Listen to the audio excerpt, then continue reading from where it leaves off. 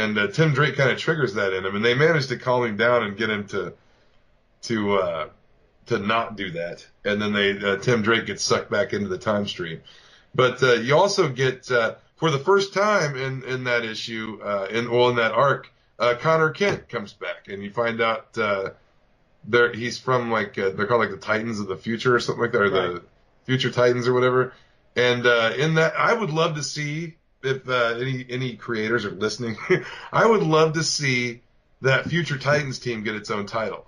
And it could almost be like the way Legion of Superheroes would have set way in the future, or however they want to do it. But the new Teen Titans of the Future is made up of Connor Kent, who's apparently like gone full Kryptonian at this point, and he can fly. He's got all of Superman's abilities in the future.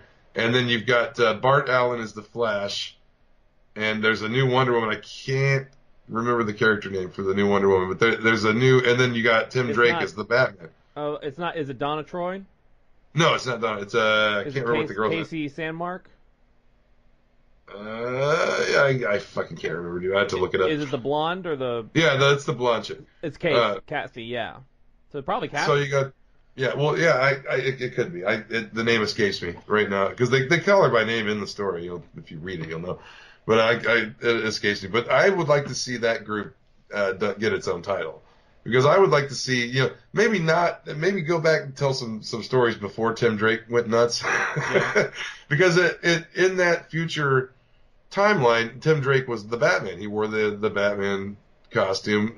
Bart Allen wears it's like a yellow, almost like a Kid Flash costume, but it's a little different. But they just call him the Flash. And then Connor Kent wears like a Superman suit, wears a Kryptonian, just regular, the red cape, blue with the S, everything. So I would personally like to see a title, like maybe not even canon, just out of canon, a title on its own. But that's really good. The Super Sons arc is really good.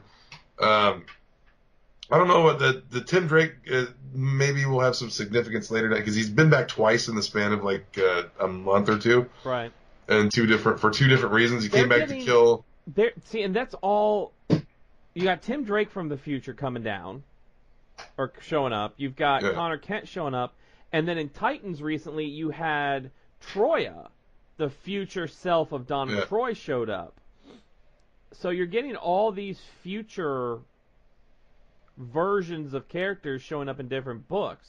Oh, they had the Justice League's children come back too, and in Justice League, the children of the Justice League came back, and there was another kid that I can't remember what his parent. Well, we know Wonder Woman is his mother, but I'm not sure. I can't remember who they said the father was.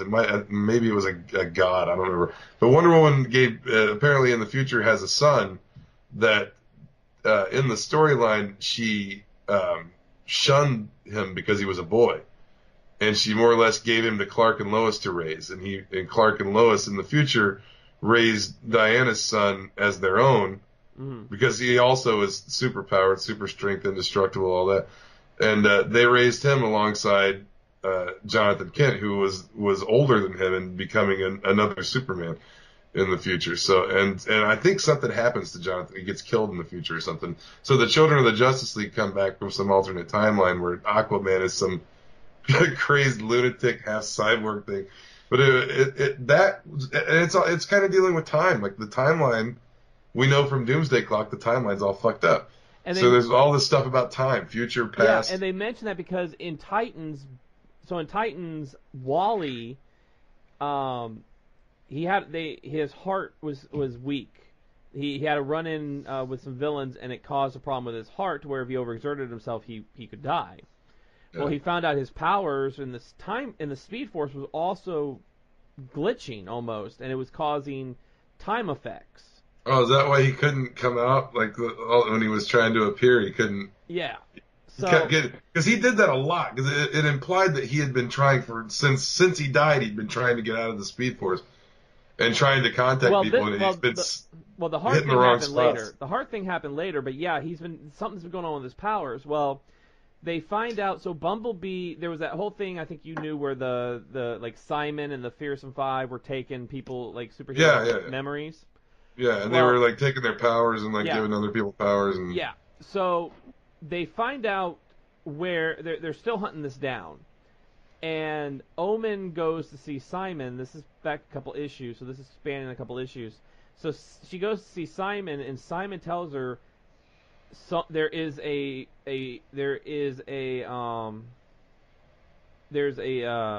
someone in the Titans is going to betray them. One of your teammates is going to betray the others. So Nightwing says, "Look, I've got this equipment from when I was with Spiral that can determine who's the traitor." right. So he does this thing with every single one of them, and they're all sitting there and they go, "I want, has this thing done yet? Who the hell is the traitor?" Well, it shows Dick standing in front of his computer, and it lists all the Titans, and then it says, the anomaly found, and it says Dick Grayson. Dick Grayson is the betrayer, and the Titans are already kind of leery of Dick because he made a secret deal with Deathstroke during the Lazarus contract story arc.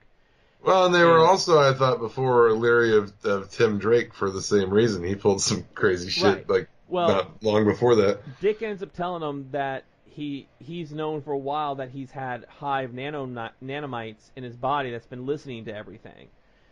So he had to play along in order to, throw him off guard. So they finally find out where to go, get Bumblebee's memories back.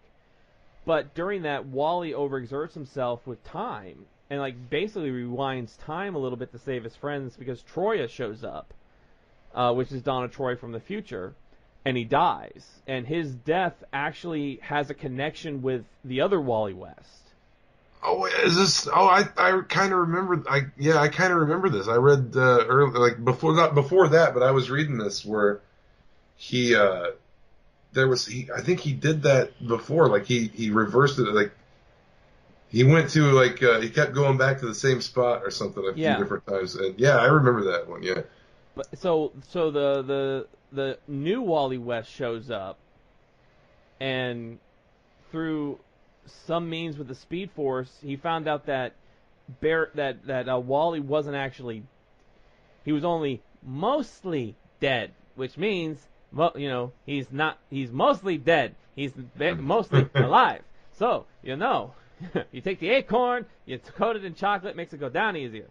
But he brings Wally back, and Troya comes out, and she reveals everything about the future. That Roy Harper is going to be back to he's going to go back to drugs, and she's like, basically, you're because they found out that Donna Troy's not an Amazon. She's like a creation of the Amazons, and she's like, all your friends are going to die except for you. You, because you're not an Amazon, but you still have long life. You're going to outlive them all.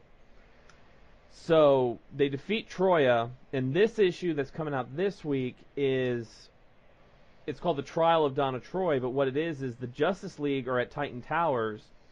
They're scolding the Titans. You fucked up, and all the Titans are sitting there going, look, we're not your sidekicks anymore. We're not kids. We're adults. We're heroes. But Batman is still treating them like they're children. So Bruce pulls that funding. And it's intercut. The book's intercut with that, and then Roy Harper on his own talking to Donna on the phone, but at the same time he's taking out drug lords. And she's worried about him because of what Troy said about the future, and he's like, the only way. Look, I know I was an addict, but the way I keep from taking again is by beating the shit out of drug dealers.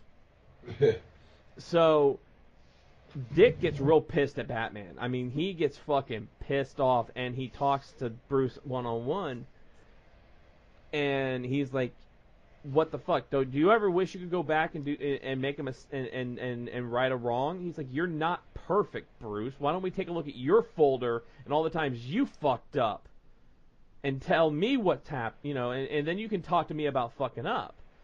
And Bruce says, do you remember the thing I told you the first time we met the Justice League?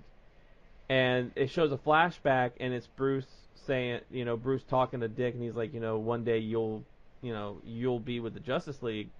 And Dick goes, "You mean I will be a member of the Justice League?" And Bruce goes, "No, I expect you to be the leader of the Justice League." So then Dick decides they're going to disband the Titans until the full investigation of the Justice League is done, which sends Roy Harper out, and he gets caught in massive gunfire.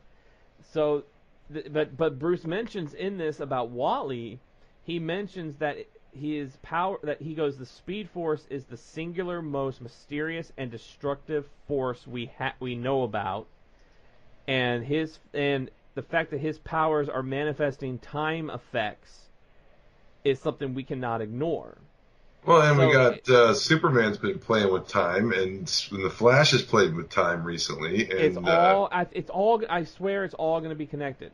All of it's going to be connected. Well, I think Wally West, the new Wally West, New 52 Wally West, is going to have something significant to do with it, because he not only has saved Wally West, he saved Barry Allen and helped retrain him with the negative Speed Force.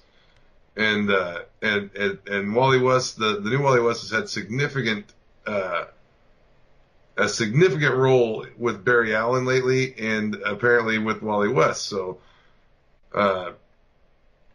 yeah, I think Wally West is going to tie into it heavy somehow, because if back in Crisis on Infinite Earths, when Barry Allen died, that's when the original Wally West took up the red uniform and was going to become the Flash after that. So I'm wondering if something with the new Wally West is going to happen during Doomsday Clock or something.